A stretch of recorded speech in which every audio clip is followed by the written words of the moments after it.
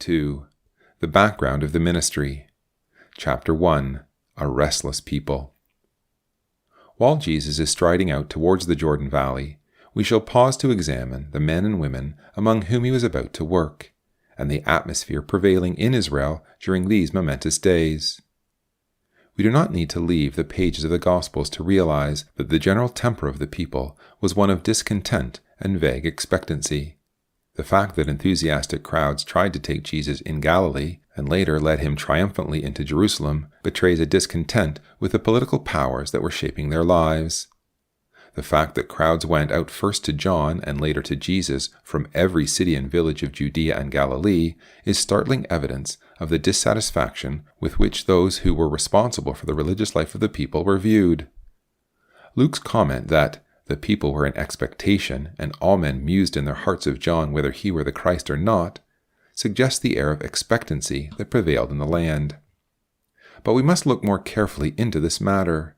Our understanding of many of the words and actions of Jesus is increased enormously by a knowledge of the conditions of the men and women among whom he worked, the motives of those who had authority over them, and the influence for good or evil which they exercised in their lives. The greatest single factor responsible for the growing discontent in the land was the economic strain under which the people lived. When Herod the Great was given the throne as a reward for the assistance he had offered the Romans in the conquest of the land, he undertook an enormous building program. Cities grew rapidly under his energetic hand. Breakwaters stretched out into the sea at strategic points along the harborless coast. Public works were not neglected, while the erection and restoration of temples and monuments proclaimed his patronage of Greek culture. To placate the indignant Jews for this violation of their most sensitive loyalty, he began the rebuilding of their own temple on a most lavish scale. This last work was the most ambitious of all. It was commenced before Jesus was born, and was not completed until long after his ascension, so that each time he visited the temple, he would see the laborers at work in some part of the huge building. While this great undertaking in Jerusalem did much to divert attention from the more profane activities of the Idumean ruler, another factor was introduced when heavy taxes had to be levied to meet the expenditure. These taxes were increased by the sumptuous luxury of Herod's court and the liberal bribes he paid to Rome in an effort to retain his popularity there. When Herod died, he left the nation impoverished. The Jews unsuccessfully asked Rome to be allowed self-government. Palestine was divided among Herod's sons. Archelaus was made tetrarch of Judea, Samaria, and Idumea, Antipas tetrarch of Galilee, and Philip tetrarch of Trachonitis and Iturea. Archelaus was a failure, and his tyrannies became unbearable. After 10 years' rule, the Jews sent an urgent petition to Rome asking to have him removed and demanding either self-government or direct Roman control through a procurator. This was later granted. Archelaus was deposed, and in AD 6, Quinarius, translated by the AV in Luke 2 as Cyrenius, was appointed first Roman governor. However great the advantages of direct Roman rule may have been, the arrangement carried with it financial responsibilities, unwelcome to a people with a legacy of heavy commitments. Roman taxes were not crushing in themselves, the conquerors were too wise for that, but to a nation which contributed so generously towards its religious organizations, they were a heavy addition which made the burden all but intolerable. Unlike Rome's other subject nations, Israel was, in spite of centuries of disobedience and punishment, still God's people. Her policies and her laws, her sanctions and her punishments, all emanated from the temple at Jerusalem. The people's money went towards the upkeep of the temple and to the increasing affluence of the high priestly families. They made heavy demands covering almost every activity of life, from the half-shekel temple payment to the tithe on cattle and crops, and even such negligible things as anise and cumin were not excluded. Every firstborn child was a financial liability to his parents and an asset to the priests, while the frequent feasts and offerings all levied their toll, in addition to taxes for the maintenance of the local synagogue and the support of the poor. The Roman authorities had little sympathy with Jewish appeals for a reduction in their imperial taxes. In any case, the system was too impersonal for that. In practice, Rome simply sold the potential taxation assets of Palestine to publicani in the city, who in turn hired agents in the land itself, often Jews, to collect them. Both publicani and local collectors were only interested in making as much money as possible for themselves out of the arrangement, and the Roman authorities were not interested in the extortions made or the methods used to enforce them. True, the embittered taxpayer could appeal to the Roman procurator, but he, knowing the national weakness, would in all probability point out that they were only paying for their own protection and comfort. They had no army to support, Rome was providing that, and they were using the roads, the viaducts, and the water supplies also maintained by Rome. Under their Idumean kings, the roads had been infested with robbers. Now, with the steady patrolling of Roman soldiers, things were improving, and eventually the dangers would be eliminated. But these things had to be paid for. If the prospect was so difficult, why pay such heavy taxes to members of their own community? What could the temple authorities show for the money they received which could remotely compare with the facilities Rome offered? Such would be the arguments of the Roman officials, and the Jews would have little they could reasonably say against them. They could not tell the Romans that to withhold taxes from the Sadducees would be the equivalent of robbing God. It was equally impossible for them to seek relief from the Sadducees, whose horror would know no bounds at the thought of the Jews suggesting any alleviation from the sacred financial obligations. Faced with the cold decrees of Rome and the challenge of their conscience concerning their loyalty to God, the Jews had no alternative but to submit to the heavy demands made upon them. Their resources dwindled, until many found it increasingly difficult to purchase any but the barest necessities of life. Added to this economic tension was another factor, with a direct bearing upon it. Many of the Jews in the rural areas of Palestine, particularly in Galilee, earned their livelihood by tilling the soil and fishing. Their prosperity depended as much on their success in finding a good market as upon their skill. With the development of Roman culture and the introduction of Roman methods and practices, it became possible for the rich landowners in both Palestine and the neighboring countries to employ slave labor. This meant that the Jewish smallholder was faced with serious competition. Gradually, all but the most prosperous were forced out of business and had to be content with a very meager existence. Some of the less responsible characters formed parties and went off into the mountains to rob passing travelers. Sporadic rebellions broke out from time to time, but they were efficiently dealt with, and the only evidence they left were homes which sheltered weeping women and hard-faced men. But all classes became bitter, until their extreme poverty and desperate anger eventually lit the flame of insurrection against the Roman authority. But the relentless power of the legions crushed their proud spirits into pathetic submission. Jesus saw this dark day ahead, but, at the time of his ministry, the situation, although getting worse year by year, was not desperate. The economic background could not, however, be ignored, and the temptation to make stones into bread reached beyond the alleviation of his own hunger.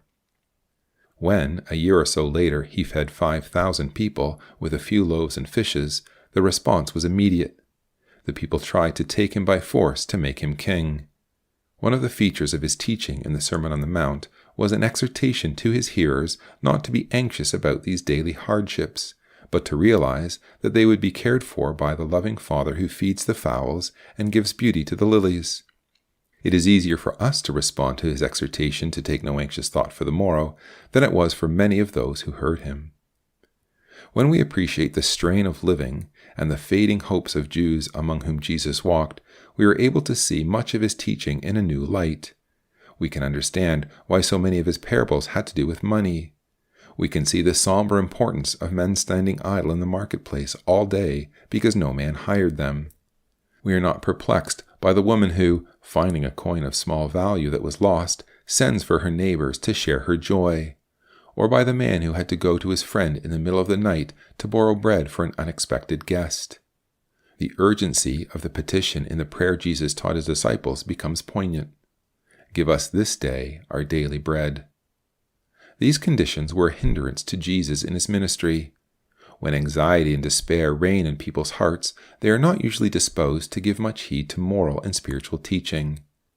When, however, that teaching is accompanied by gifts which even temporarily banish the anxiety, there is a human tendency to clamor for it, and Jesus was under no delusion. After the miraculous feeding at Bethsaida Julius, he said, "Ye seek me, not because ye saw the miracles, but because ye did eat of the loaves and were filled. Labor not for the meat which perisheth." When Jesus turned from the material blessings and insisted upon the fundamental truths of his identity and mission, many were offended and walked no more with him. That was an experience which was to be perpetuated down the centuries. The history of the Christian Church was to show, sometimes in most perplexing and disturbing ways, that without the abiding influence of Jesus, the fleshly mind will always be stronger than the spiritual mind. Though many will follow him into the deserts for the loaves and the fishes, only a comparatively small company will respond to his deeper call to fellowship. But to those few come their Lord's assurance, "As the living Father has sent me, and I live by the Father, so he that eateth me, even he shall live by me. He that eateth of this bread shall live forever."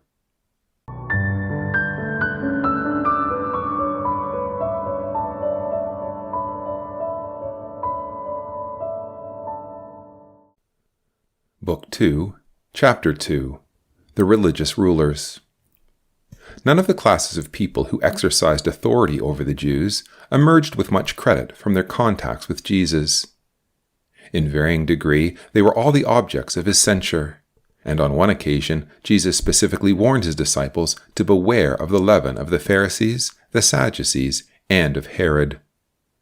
It is important that we understand something of the influence that these parties had, and how that influence permeated like leaven through the whole nation, molding its thought and shaping its action. The picture which is revealed is not a pretty one. There is much in it to emphasize the words of Jeremiah that the heart is deceitful above all things and desperately wicked. The people of God grievously failed to rise to their privileges, and without the grace of God in sending his Son into the world to accomplish salvation, all men would have been eternally lost. Superficially, the Jewish nation seemed religious to the point of fanaticism, but a closer scrutiny discloses those elemental passions which have characterized nations with no pretensions to high ideals. It is true that a few wealthy families advocated the study of the Scripture, but their motive was not to turn the people to God so much as to confound the growing power of the rivals they hated. So far from submitting to an influence of the Scriptures themselves, they were pagan worldlings, patronizing Greek culture and ingratiating themselves with Rome, enforcing the religious obligations which so bountifully produced their wealth. The scribes, on the other hand, used their high office of instructing the people in the understanding of God's law to glorify their own learning, giving their expositions a higher place than the law and the prophets, and introducing a system of casuistry which obscured the direct teaching of Scripture. While the Pharisees proved an ideal foil for the subtleties of the scribes, ostentatiously following the traditions of the elders at street corner and in marketplace. Such were the powers ruling the lives of the people in the days of Jesus.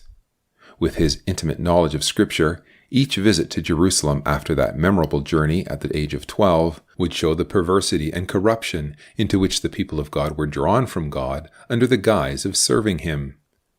To his sensitive spirit, it must have been a test of patient discipline to refrain from exposing it. But the time came when the floodgates of his indignation burst. The cumulative effect of his anger descended upon these blind leaders, and they felt the withering power of his indictments. Let us look more closely at these men, their systems, and their motives. The scribes had degenerated from the high office they had held for centuries when, hidden from public gaze and secure from the temptations of popularity, they had spent their lives reverently copying the books of Scripture, using special ink upon the skin of a clean animal, counting every letter, and pronouncing each word aloud before writing it. In those days, the Scriptures were held in such awe that if on examining a completed sheet one letter was found to be wrong, the whole sheet was destroyed. So conscious were they of the sacredness of their task that they would wipe their pen before writing the name of God, and wash their bodies before writing the 4 letters of the covenant name. The deterioration was a slow process, and, as is so often the case, began in apparently the most innocent ways. it became a practice for the decisions of the rabbis on difficult interpretations of the law of Moses to be recorded. As these reports grew in volume, classification became necessary. In course of time, the further commentaries and discussions aroused were compiled and formed the Mishnah. Ultimately, the scope widened, and anecdotes of school and courtroom, mingled with Jewish experiences and superstitions, found their way into another compilation of writings known as the Gemara. Mishnah and Gemara together were later become known as the Talmud, and a knowledge of this composite work was considered the necessary doctrine and erudition of the learned Jew. These writings came to be honored above the law itself, and it was a greater crime to offend against them than to break the commands of God. But at the time of Jesus, these developments had not assumed their final shape. The great distinction was that between the written law of Moses and the oral law of tradition. Meanwhile, the scribe himself had changed. He had emerged from his quiet seclusion and become the religious authority in Israel, ruling in the synagogue, teaching in the schools and the temple courts, arbitrating in civil and family disputes, and instructing in matters of secular and ceremonial difficulty. In the Gospels, we find constant references to the scribes, who are also alluded to as rabbis, lawyers, and doctors of the law. The greatest of the scribes had schools of their own at which they taught the young. Several of them toured the countryside with their disciples and were invited to minister in the synagogues of the towns through which they passed. But the majority took up their residence in the towns and villages of Judea, and particularly Galilee, where they supervised the pupils in the synagogues and their children in the adjoining schools. As might be expected where the deliberations of men had so largely superseded the wisdom of God, there were several significant and fundamental differences within the ranks of scribes. Two rival schools were most prominent during the ministry of Christ, those of Shammai and Hillel. Both schools emerged during the century before Christ came, although, as Hillel lived to be well over 100, it is possible that he was one of the doctors of the law who interviewed Jesus in the temple on his visit at the age of 12. The school of Shammai, whose founder was as rich as he was careless of the stringency of his own code, was rigidly orthodox and was responsible for the unlovely extremes of ceremonial which Jesus condemned.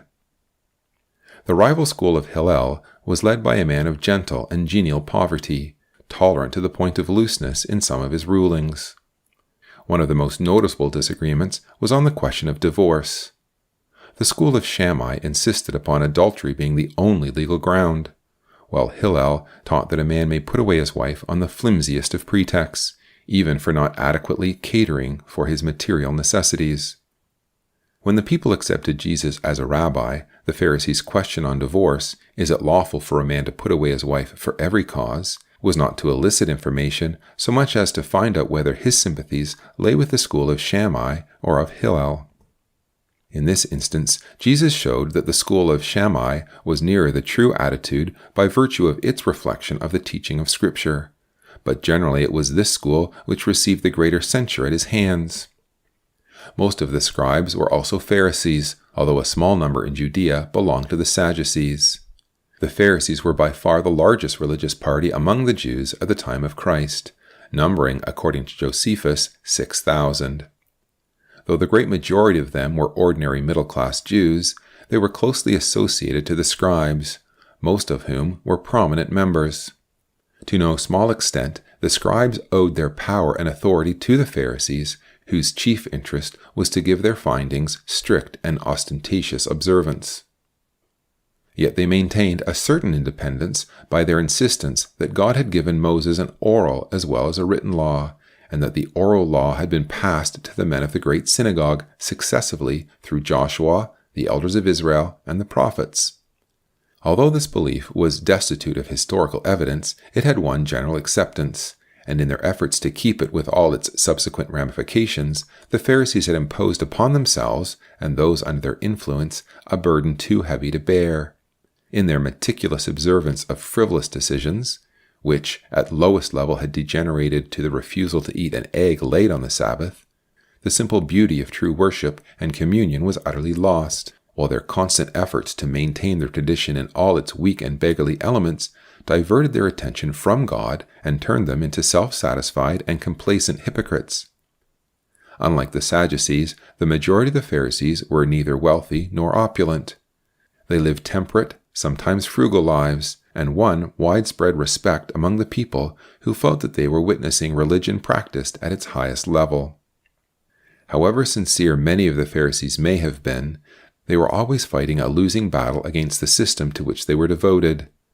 That system bred hypocrisy, and in warning his disciples against the leaven of the Pharisees, it was this inevitable hypocrisy to which Jesus alluded. It produced men who, shrouded in their own conscious sense of goodness, stood aloof from the vulgar crowd, and praying with themselves, thanked God that they were not as other men. The tragedy of their condition was exposed by Jesus when, answering their indignant question, "Are we blind also?" he replied, "If you were blind, you should have no sin, but now you say, 'We see,' therefore your sin remaineth." A physician cannot cure a sick man who insistently protests that he is in perfect health, and has not the slightest intention of submitting to an examination or listening to a diagnosis of his condition. Thus, the very sincerity of the Pharisee was an impediment to him. Such was the system to which he was in bondage.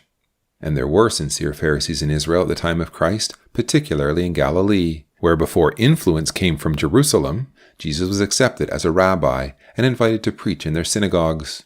But there were the unadulterated hypocrites too, men who, for a pretense, made long prayers, parading their religion in public places, and shedding it like a cloak in the seclusion of their private lives. Human nature being what it is, it was inevitable that the system should breed such men, and it was the system Jesus attacked with all the power of his vital nature. We have good reason to believe that the denunciations which are recorded in the Gospels were addressed to the leaders of the Pharisees, who were primarily responsible for the low spiritual condition of the people.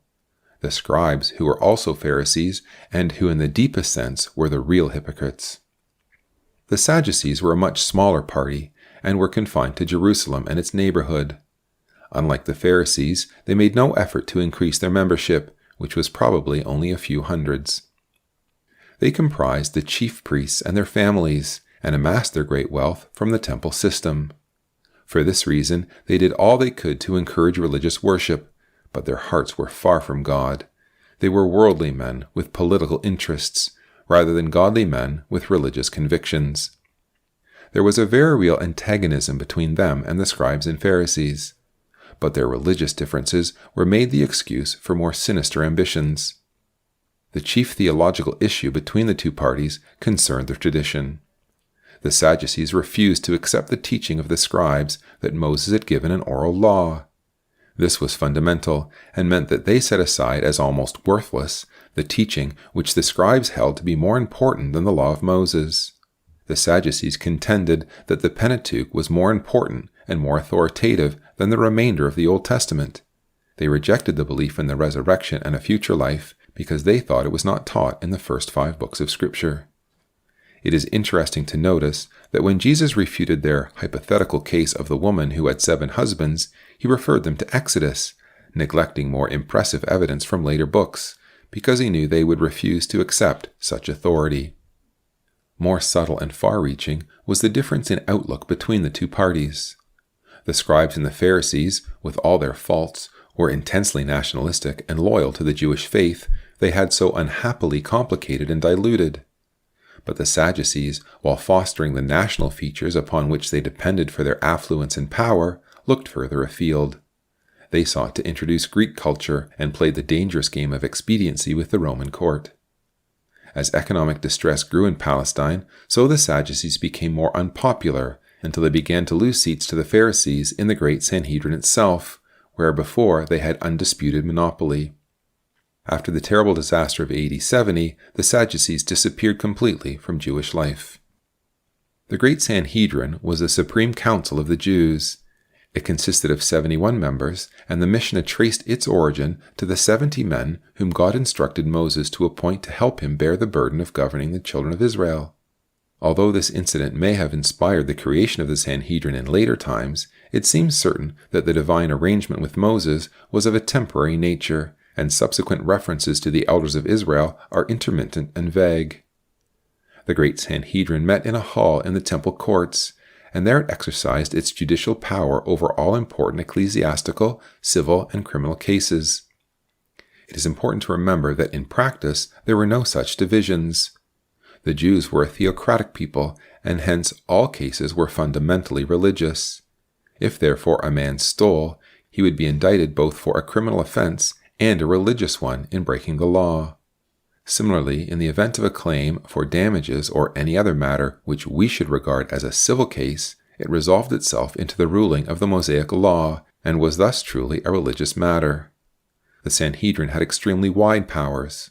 Only in cases where the death penalty was prescribed was it necessary to have their sentence confirmed by the Roman procurator. In addition to the great Sanhedrin in Jerusalem, there were similar councils in all the towns and larger villages of Palestine. These seem to have originated beyond the boundaries of the Holy Land among the Jews of the dispersion, who felt the need for the authority of a council and the worship of a synagogue. The councils of Palestine were more under the control of the Jerusalem Sanhedrin, which appointed their members and heard the more difficult cases that were brought before them, acting as a supreme court of appeal. The members of the local Sanhedrins were usually the rulers of the synagogue. Exercising a firm and intimate control over the people, they were able to introduce a system of sanctions against any who incurred their displeasure and had been cast out of the synagogue. The parents of the man born blind were in danger of losing their livelihood by making any statement which supported the claims of Jesus and invalidated official criticism of him. The synagogues were distributed widely throughout the towns and villages of Palestine, affording the Jews the opportunity of simple weekly worship, which consisted of prayers and a reading and exposition of the law and the prophets. The ruler of the synagogue was usually a Pharisee scribe, who also taught in the adjoining school and presided over the local Sanhedrin. Behind the system of worship and jurisprudence stood the great temple on Mount Moriah, exercising its powerful unifying influence over the whole Jewish world, rising far above the puny ambitions and strifes of men. Every boy was brought up to believe that here was the point of contact between him and the God of Israel, where the high priest went each year into the presence of God to confess the people's sins and to make reconciliation. Hither the Jews flocked for the 3 principal feasts of the year, filling the town and the surrounding hills. Here the messianic hopes found their focus. Yet the thoughtful Jew saw little prospect of national deliverance through the temple system maintained by men who sought only its own ends and strove in bitter enmity with rivals who in turn had transformed the law of God into a complex system of ceremonial observance. Disheartened by the growing economic distress, dissatisfied with religious leaders who took everything and offered little in return, his messianic hope was strong but vague. It was necessary for the long silent voice of the prophets to be heard again to give life and substance to the longing which lay dormant in the hearts of God's people.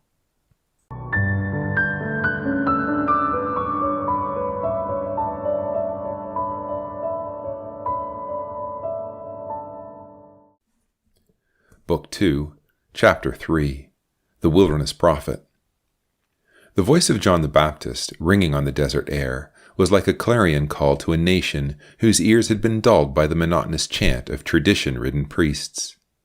The prediction that God would redeem his promise and send the long-expected Messiah of Israel was, however, too deep-rooted to be more than temporarily obscured by the ever-growing traditions of the elders or the many perplexities of a subject nation. National feeling was intense. The Roman Guard had to be increased during the feasts in Jerusalem, and clusters of rough wooden crosses with their horrible burdens, particularly by the roadsides in Galilee, were not an infrequent symbol of the seething unrest. The lifeless casuistry of temple and synagogue, and the relentless suppression by Rome, had given little encouragement to the Jewish people. Never had they been more in need of that inspiring feature of their national life which had been taken from them, the prophet of God. The divine sentence had gone forth, "Night shall be unto you, and ye shall not have a vision. And the sun shall go down over the prophets, and the night shall be dark over them." The prophet had been an unpopular figure in Israel, not because of his revelations of things to come, but because he represented the voice of God, indicting the people for their iniquity. Smitten by their evil conscience, the people had rejected and persecuted the messengers of God. Now, in the confusion of the dark days which followed their withdrawal, the nation was able truly to repent and assess their loss. It was to the prophets that they owed their hope of a Messiah, and of the restoration of their nation to its former prosperity. Prophets had been the authorities to whom they could turn in times of national danger and perplexity. They alone in Israel had given them that sense of personal approach to God which maintained their conviction of responsibility and privilege. But though the prophets had left the national scene, their influence was still abroad in the land, maintaining in many hearts the message of the coming deliverer who was to redeem his people and restore their lost glory. The scriptures clearly predicted that the Messiah's advent would be proclaimed by a prophet in the wilderness who would herald his approach. John the Baptist fulfilled this great role, and in so doing earned from his Lord the signal tribute that no greater man had been born of woman. He came in the true tradition of Israel's prophets, gaunt, ascetic, lonely. As foretold by the angel, he brought joy and gladness to many in Israel, but at the cost of personal sacrifice and persecution. Like many of his predecessors, he languished in the darkness of a prison cell until his light was finally obscured by the insatiable hatred of a woman and the voluptuous pride of a man. From his birth, John was dedicated to his task by the Holy Spirit. At an early age, he renounced his priestly vocation and went into the desert, preparing himself for his work by a life of lonely asceticism, meditating upon the message of those who had gone before him and communing with God. Nor did the years pass without giving him an insight into the condition of Israel, the deeper motives of those who ruled, and the depravity and need of the human spirit. At last the moment arrived when the word of the Lord came to him. His vocation had begun. He went through the Jordan region, preaching the baptism of repentance and proclaiming the coming of the Messiah. The response was immediate. The whole country caught fire. Men and women came in their thousands into the desert from all quarters. Poor peasants from Galilee jostled rich traders from Jerusalem and soldiers from Jericho. Godly souls who had waited for redemption in Israel came joyfully to join the curious skeptics and the haughty scribes. They saw a rugged, sun-tanned prophet with tongue of fire and eyes of judgment. Impressed by the conviction and authority of his message, their hearts were stirred. On every side the cry went up, "Master, what shall we do?" John had only one answer: repent and prepare. The thousands who responded to his message submitted to the ordinance of baptism in the waters of Jordan, a symbol of the washing away of their sins and the recognition of the coming of Messiah. In marked contrast to the teaching of the scribes, John laid emphasis not on what men did, but upon the spirit behind their actions. He condemned the smugness of the rulers in the delusion that they were the children of the patriarchs, and declared that God was able of the stones around which the waters of the ford were swirling to raise up children to Abraham. It was useless to claim to be of Abraham unless they were like him. The only true test was in the fruit which a tree brought forth, and the time had at last come when the axe was to be laid at the root of the tree. The message of John bore principal reference to the first coming of Jesus. He spoke no word of a conqueror who was to overcome the foreign tyrant, humble the oppressors of the people, and establish the worldwide dominion of peace and glory which were the subject of so much Old Testament prophecy. His message concerned the relationship of individuals to God. It was a challenge to prepare for the coming of the one who was to sift the wheat from the chaff and to bestow infinite blessings upon those who received him. One day, as John was baptizing in Jordan, Jesus moved through the multitudes and appeared before him. Although it is improbable that John knew his cousin by sight, he would not be deceived by the one who stood before him. As he looked into the strong face and met the fearless eyes glowing with the light of heaven, the man who was satisfying the people's need felt sudden consciousness of his own. The man who searched the hearts of the penitents was filled with an overwhelming sense of contrition. "I have need to be baptized of thee, and comest thou to me?" The reply of Jesus is revealing. "Suffer it to be so now, for thus it becometh us to fulfill all righteousness." In his baptism of Jesus, John performed what was virtually the final office of his ministry. The appearance of the dove lighting upon Jesus was the promised visible sign which identified Jesus as the Messiah of Israel, the Son of God, whose way John had prepared. Thus John, whose work was almost done, was not without the satisfaction which is always the reward of devoted service to God. John's recognition of Jesus was not the result of years of meditation in the wilderness, nor of the careful study of the prophets, nor was it the last step in a process of logical reasoning. John insists, "I knew him not." The recognition came as a direct revelation from God. "He that sent me to baptize with water, the same said unto me, Upon whom thou shalt see the Spirit descending and remaining on him, the same is he which baptizeth with the Holy Spirit." John had that experience, and because of it he said, "I saw and bear record that this is the Son of God." We cannot leave this matter without giving it some examination from the point of view of Jesus himself and the work he had come to do. His answer to John's objection, "Suffer to be so now, for thus it becometh us to fulfill all righteousness," is the first evidence of his sinlessness. The multitudes had come to John confessing their sins, and had submitted to the baptism of repentance. Jesus also submitted, but his baptism was not an acknowledgement of his sin, but the demonstration of his righteousness.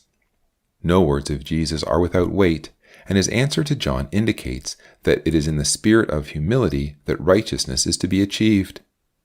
This baptism among sinners was the preface to a greater baptism which was to be accomplished in the same spirit of humble submission to God's will, with the same great end in view, to fulfill God's righteousness. Unlike the first Adam, who thought that equality with God was a thing to be grasped at, Jesus made himself of no reputation and took upon him the form of a servant. He humbled himself and became obedient unto death, even the death of the cross. And thus, joining sinful men, preaching the gospel to the poor, washing his disciples' feet, and suffering the crowning indignities of his trial and death, he fulfilled all righteousness and brought to man the firstfruits of a peace with God far greater than the harmony which Adam lost. Thus, the greater baptism began. Luke records that as Jesus was baptized, he prayed. In this moment of complete surrender, he was in the presence of God. This sublime example should be in the mind of all who come to God by him. It indicates no merely formal obedience, but a sacred submission in the presence of God. As Jesus rose from the waters, God confirmed his righteousness from heaven and anointed him for his life of dedication by the gift of the Holy Spirit. From the age of 12, he had consecrated himself to his Father's business. Now his ears were open to hear the voice that called him to embark upon the baptism of water and of blood, through which he would eventually take away the sin of the world. The words of the psalmist glowed with life in the Spirit of Jesus. "Lo, I come. In the volume of the book it is written of me, to do thy will, O God." His Father accepted him and illuminated his path with words which would bring exultation to his burdened heart during the dark days that lay before him. "This is my beloved Son, in whom I am well pleased." Both by water and by the Spirit was Jesus baptized, and henceforth all who come to the Father through him would enter the kingdom through baptism of water and of the Spirit. Although John proclaimed that the coming one would sift the wheat from the chaff, he did not live to hear the full confirmation of his message from the lips of Jesus. "I am come to send fire on the earth." It is possible, however, that his disciples may have carried to him in prison the words spoken in Galilee. "Think not that I am come to send peace on the earth. I came not to send peace, but a sword." It is a strange paradox that when Jesus came, not to be ministered unto, but to minister, and to give his life a ransom for many, his coming left fire and sword behind. But when he comes again in flaming fire, taking vengeance on them which know not God, the final effect will be of peace and joy in an age when God shall wipe away all tears, and there shall be no more death.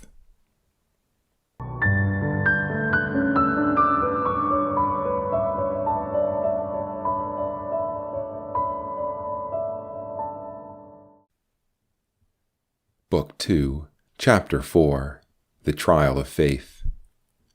With his baptism, the life of Jesus emerges in all its beauty. From now on, he will always be with us, and we shall feel the strength of his presence. Though our dim eyes may not see the fullness of his perfection, or our dull hearts perceive the depth of his communion with his Father, we shall see rough men growing into saints as they walk with him. We shall hear his words of instruction and comfort. We shall become conscious of his quiet confidence and healing power, and know something of the peace of God. We shall learn the true meaning of love in ministration, in forbearance, and in supreme sacrifice. And when at length we turn the last Gospel page, we shall know that he is with us still. His invitation, "Come unto me, learn of me," echoes yet in the ears of all who hear, growing louder with our greater need. The wisdom of his teaching is emphasized by the appalling disasters wrought by the wisdom of men, and the certainty and need of the kingdom he taught grow nearer with the passing years as the kingdoms of men crumble into ruin. His touch has yet its ancient power, and meditating upon him and the source of his strength, we can still find a peace and joy which contrast strangely with the tumult and discord of the world. Immediately following his baptism, Jesus was driven by the Spirit into the wilderness. The first period of preparation was completed at Nazareth.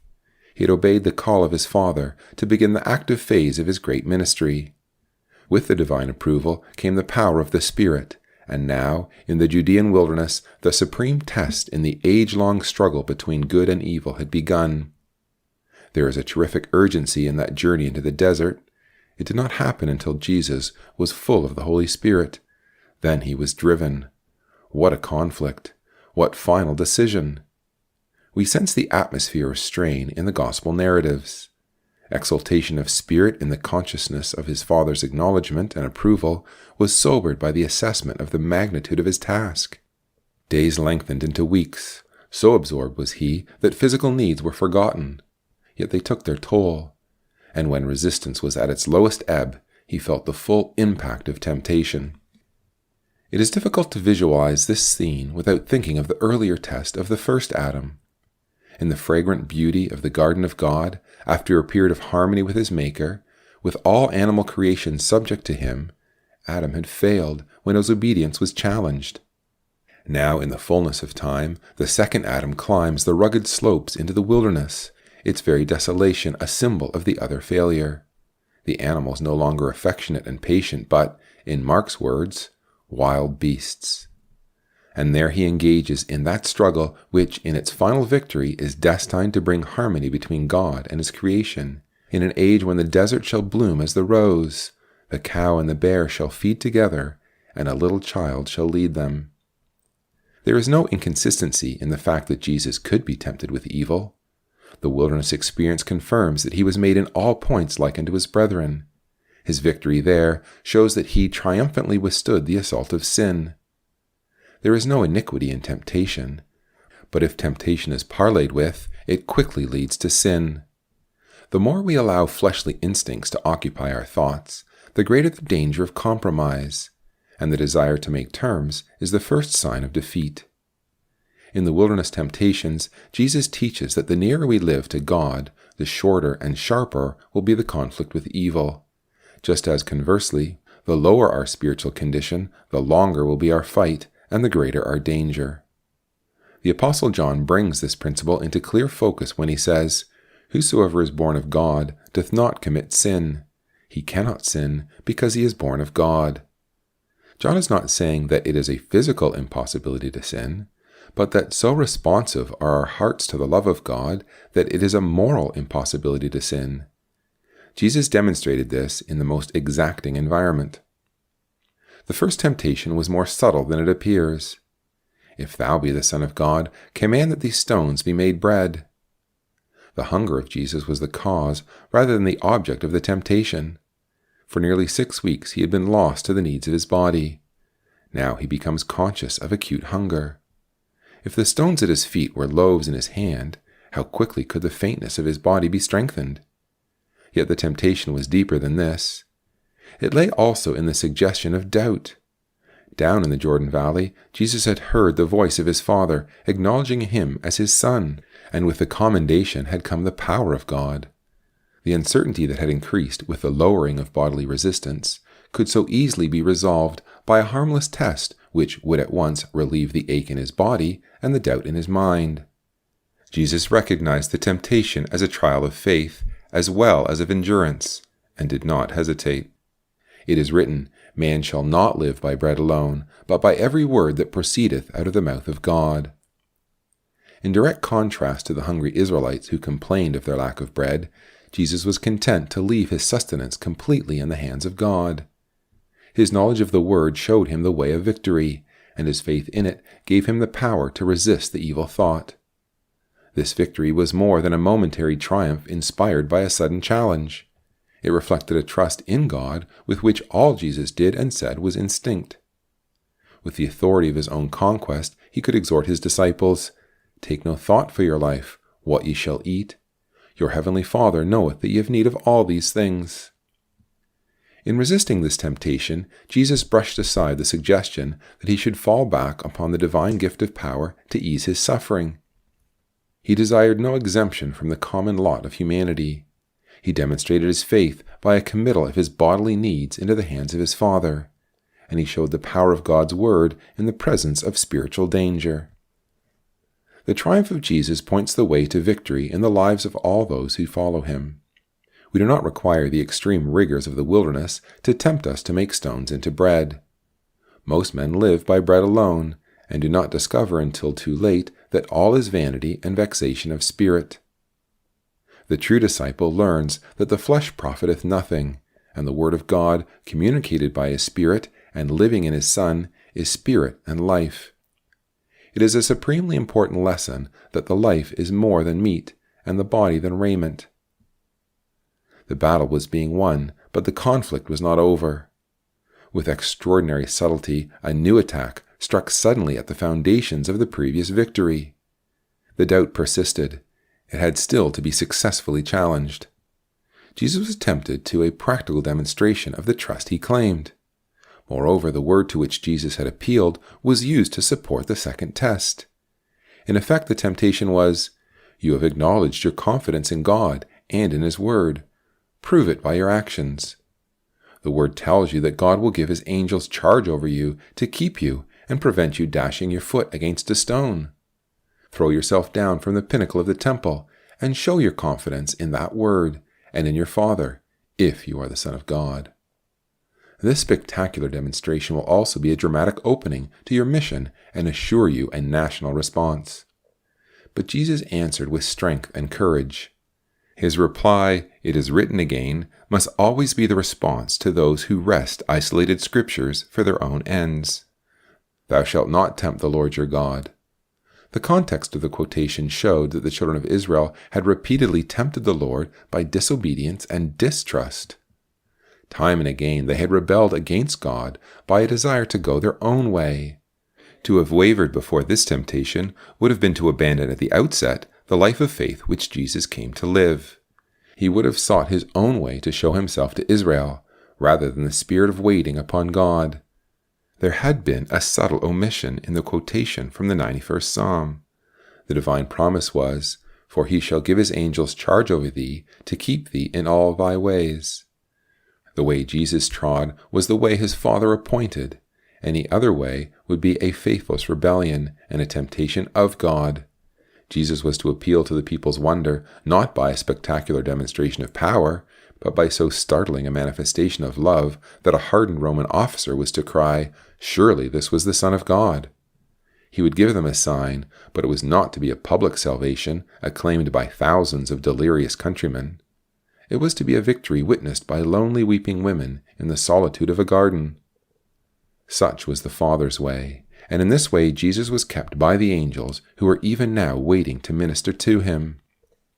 In this victory, too, there is infinite encouragement for the disciple of every age to wait upon the Lord in patience and trust, neither beguiled by subtle sophistries or tempted to subject his high relationship to artificial strains. There had been insidious attempts to undermine Christ's loyalty and strength of purpose. The final trial was devoid of any veneer of righteousness. It was an undisguised challenge to forsake the way of God and accept the temporal rewards of the flesh. Surveying the plains below him, with their cities and villages, the roads winding away into the distance, highways to the farthest dominions of the earth, he felt the temptation surge within him to forsake the strange path of suffering and humility, and to use his power to bring all men to his feet. His sensitive mind would readily appreciate the universal benefits of such an action. The children of God would be freed from the oppressor's yoke, and all men would enjoy the blessings of peace and prosperity. Jesus was looking for a moment along the wide, straight way which leads to death. For an instant he contemplated its smoothness and its easy victories. Resolutely he turned towards the narrow, tortuous path that rose steeply up among the thorns and rocks to the only true destiny. The years of communion in Nazareth had again proved sufficient. Of no other man could the Spirit, through the psalmist, say, "How sweet are thy words unto my taste, yea, sweeter than honey to my mouth. Through thy precepts I get understanding, therefore I hate every false way." Idolatry may be disguised in rich robes, but it will not deceive those whose minds are stayed upon God. To attempt to achieve even the most laudable ends in conscious defiance of the way of God is a victory for the flesh. Jesus was not deceived. With a supreme and relentless discipline of spirit, he banished idolatry in all its forms. "Get thee hence, Satan, for it is written, Thou shalt worship the Lord thy God, and him only shalt thou serve." Of the recorded temptations of Jesus, this last is the most prevalent and the most dangerous. We are confronted throughout our lives with the alternative of serving God or man. Although the Apostle John does not record the temptation of Jesus, it seems almost certain that it was in his mind as he closed his epistle with the moving appeal, "We know that whosoever is born of God sinneth not, but he that is begotten of God keepeth himself, and that wicked one toucheth him not. And we know that we are children of God, and the whole world lies in wickedness. Little children, keep yourselves from idols." Amen. With this final rebuke to fleshly desires, the temptations were over for a season. It could not be otherwise. So complete a victory could only end in the summary departure of the vanquished. And in the place of challenge and strife came the ministering angels of God, bringing with them the fruits of victory. The battle was over, and peace reigned. The victor emerged from the wilderness stronger than when he entered it. His resolution had taken the strain, and now he was ready for the work his Father had committed to his trust.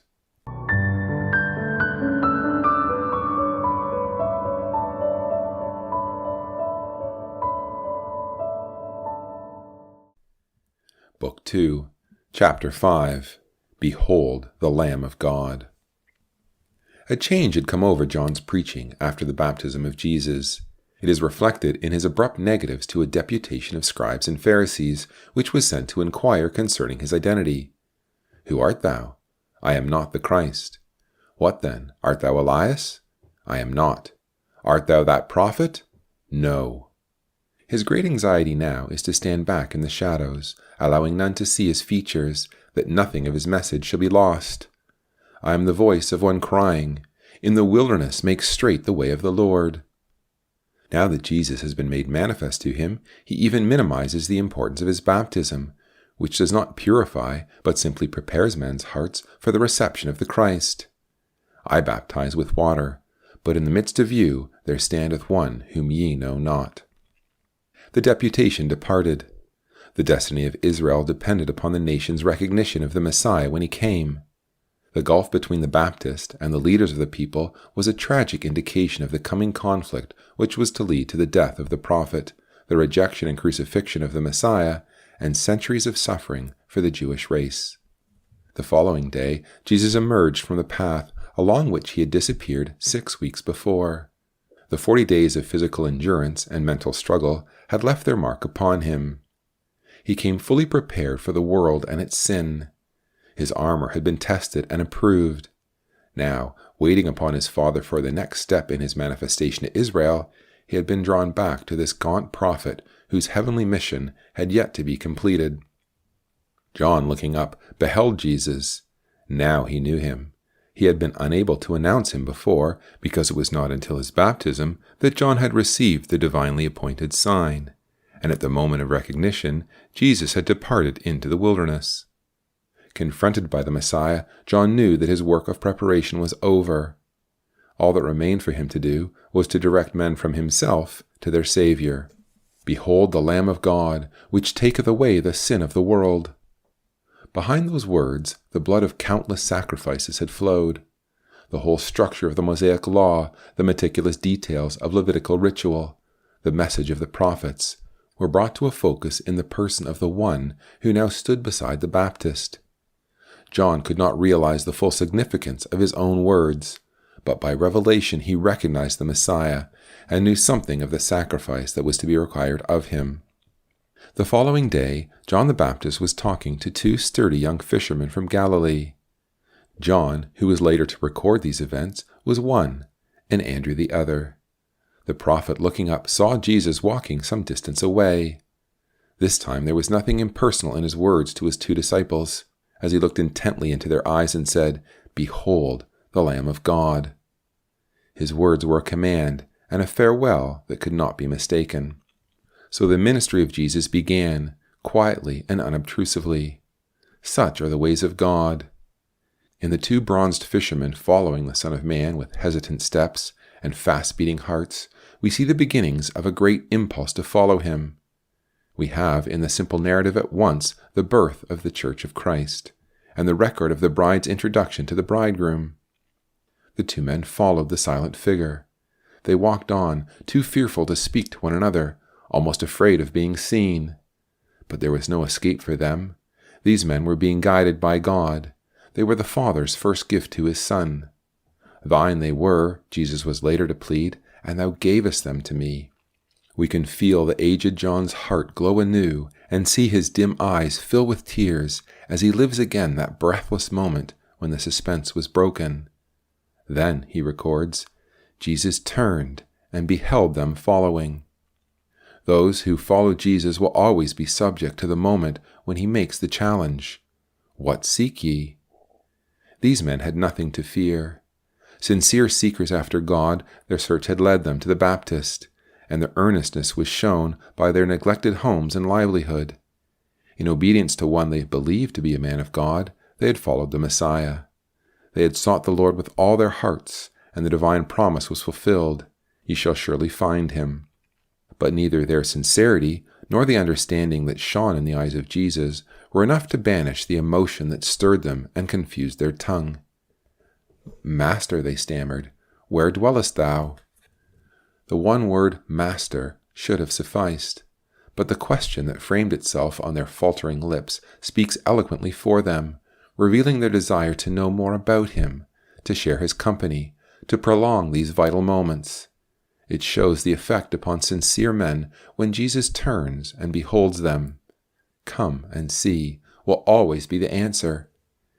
Jesus took them to some haunt in the mountainous wilderness, teaching them more powerfully than any words could convey the price of discipleship. But the privations and solitude of the desert were forgotten, because they abode with him that day. To follow Jesus and to abide with him will always be the essence of true discipleship.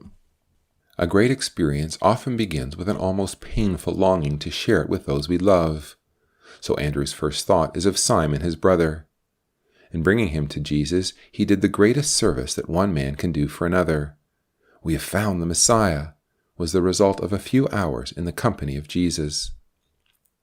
Jesus looked at Peter and saw both the manner of man he was and also the manner of man he could become by the grace of God. "Thou art Simon" was a warning of the man he was. Simon, humble, impetuous, turbulent.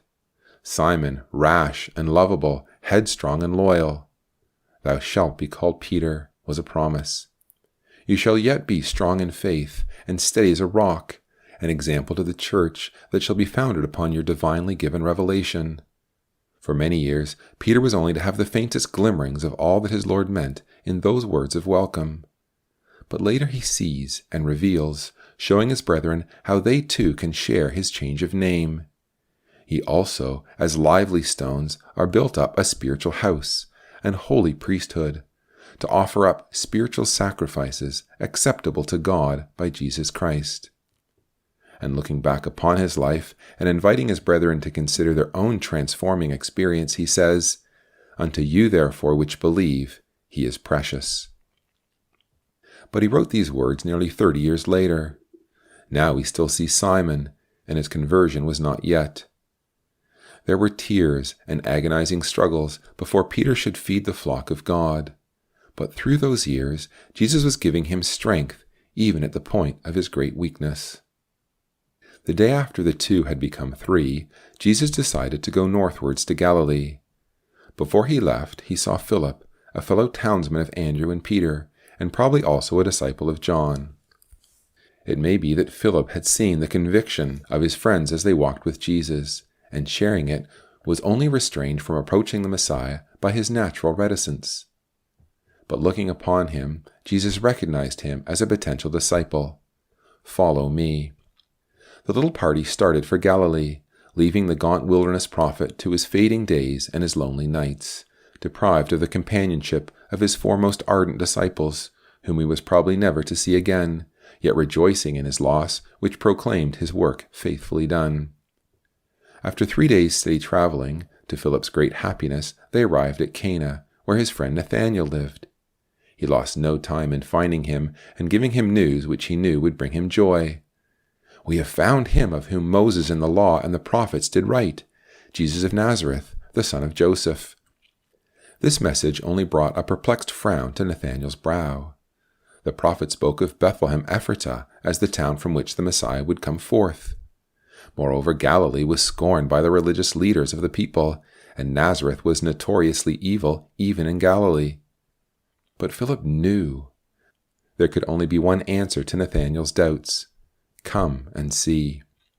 Looking upon him, Jesus saw a man of prayer and simple sincerity. "Behold, an Israelite indeed, in whom there is no guile," was the assessment of him who knew what was in man. Startled, Nathanael replied, wondering, "Whence knowest thou me?" Jesus had shared his communion and entered into his meditation. "Before that Philip called thee, when thou wast under the fig tree, I saw thee." In a moment of time, Nathanael was led beyond Nazareth and beyond Joseph.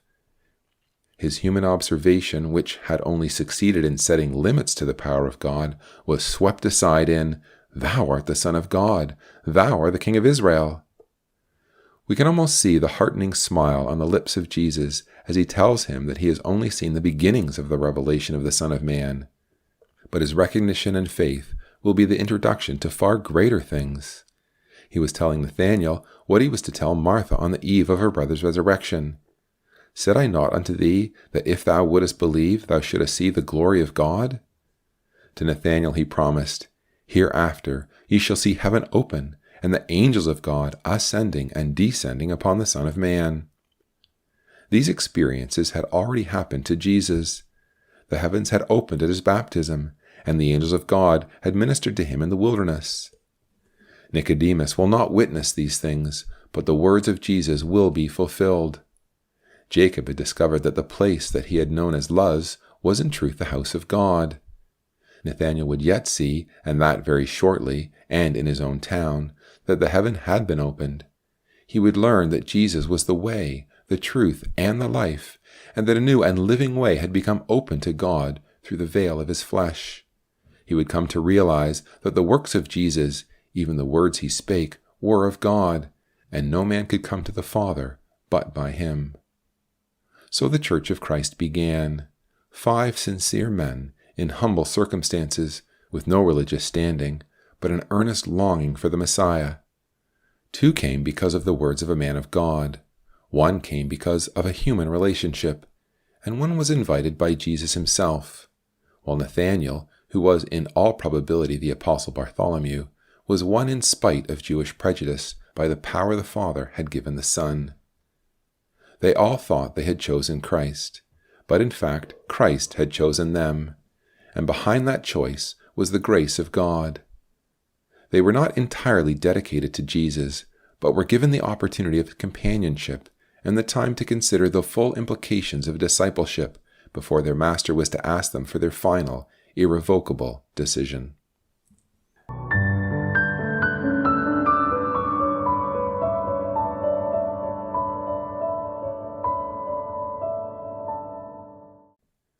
Book 2, Chapter 6, Cana. Whilst Jesus was staying in Cana, probably in Nathanael's house, a wedding was in progress in the town, and he was invited with the disciples to the feast. It may have been a courteous invitation to a visiting rabbi, but more probably the request was for the more intimate reason that a relative of Jesus was being married. Mary was there, and her subsequent concern and instructions to the servants argue a near relationship. That no mention is made of Joseph may suggest that Mary was now a widow. The marriage ceremony in Palestine at the time was a much more solemn occasion than we are accustomed to in our modern Western civilization. It lasted for several days and was preceded by a fast. The pious Jew considered it essentially a religious occasion and looked upon it as the symbol of the union of God with Israel. He believed that his past sins were forgiven, and after a feast which, though joyful, was almost sacramental in character, he began a new life. It was in such an atmosphere, heightened by the presence of Jesus, that the feast began. The formal blessing was bestowed, the bridal cup was emptied, and the meal proceeded. Quite suddenly a difficult emergency arose. The wine had failed. This was a humiliation for the bridegroom, almost amounting to disgrace. The wine was his gift to his guests. The servants were the first to realize what had happened, but Mary, characteristically sensitive, was quick to feel something was wrong, and, ascertaining the reason, she whispered urgently to Jesus, "They have no wine." Mary's appeal was natural enough. During the years at Nazareth, Jesus had been more than adequate to deal with any situation that arose in the home or in the workshop. Mary had learned to appeal to him in moments of perplexity. She had absolute confidence in him. So now she expected him to intervene successfully.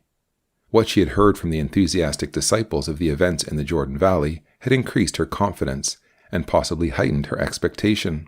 Moreover, it is probable that the last-minute invitation of Jesus with his disciples was partly responsible for the crisis. The reply of Jesus must have startled and perplexed his mother. "Woman, what have I to do with thee? Mine hour is not yet come." There is no harshness in the appellation woman. It was often used in expressions of courtesy and reverence, and indeed Jesus was to utter it again when he looked down upon his mother in tender solicitude from the cross. But there can be no escape from the fact that Jesus was firmly refusing to allow her relationship to direct his actions, in spite of the deep mutual love behind it. It was very natural that with the passing years and the human intimacies of home life, Mary had to learn again a lesson she had only partially learned 18 years before. The man of 30 had to repeat in these words the lesson the boy of 12 had taught in the temple. "Wist ye not that I must be about my Father's business?" With a gentle relentlessness, which was to characterize all his teaching concerning human relationships, Jesus was telling his mother that the days of Nazareth were over forever. He was saying farewell to all his earthly ties. Mary had lost her son. Jesus had lost his mother. No longer could it be, "my mother and I." Henceforth it must always be, "my Father and I." Jesus does not fail Mary, but he makes it clear that his actions will always be independent of the slightest human attempt to influence them.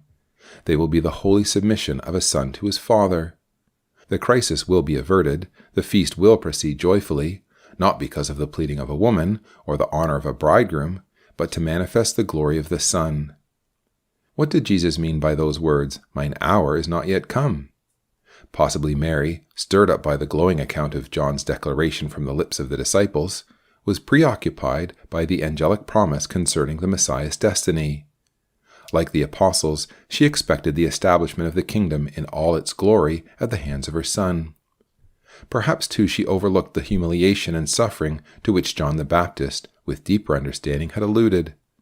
She may have felt that his hour had come. Truly that hour would come when Jerusalem would be holy, and the mountains would drop down new wine, and the hills flow with milk. But before that could be possible, there was another hour, the hour of death and glorification, when the Son of God would, by his blood, cleanse those who believe on him, and make possible eternal life to those who eat his flesh and drink his blood. To this hour Jesus referred throughout his ministry until, in the upper room at Jerusalem, he announced its arrival to those whom his Father had given him. "Father, the hour is come. Glorify thy Son." Mary, conscious of the sword that pierced her heart, yet without the slightest bitterness, expressed her undiminished confidence in Jesus. "Whatsoever he saith unto you, do it." 6 large jars, used for the ceremonial ablutions, were ranged along the wall. Jesus gave instructions. Fill the water pots with water. When each jar was filled to the brim, the servants looked expectantly at Jesus.